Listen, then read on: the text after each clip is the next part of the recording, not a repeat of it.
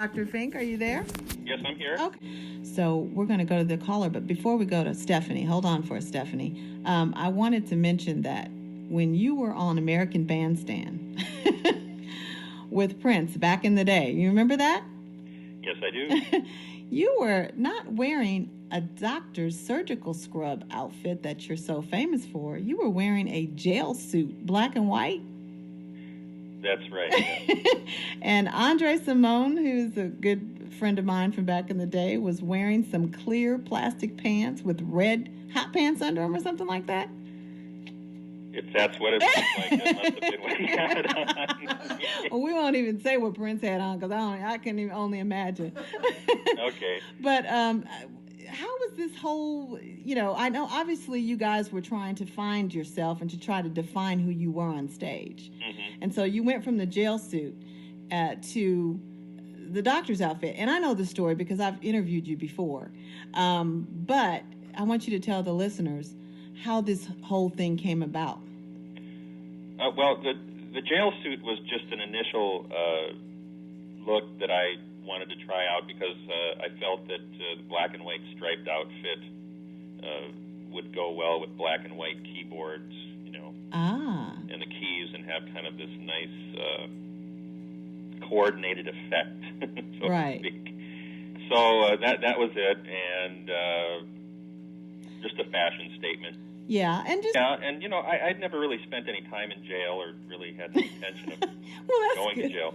But it was just a look thing, just a black and white striped look, and also to kind of have a mysterious vibe about it, and people going, "Why is he wearing a jail suit? What's that all about?"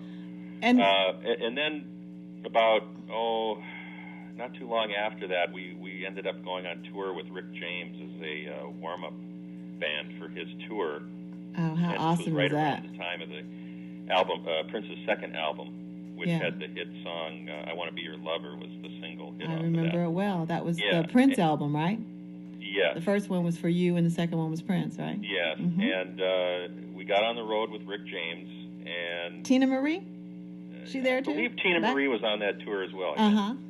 So we were had done maybe I think 2 or 3 shows, and I think we were in Chicago at the time.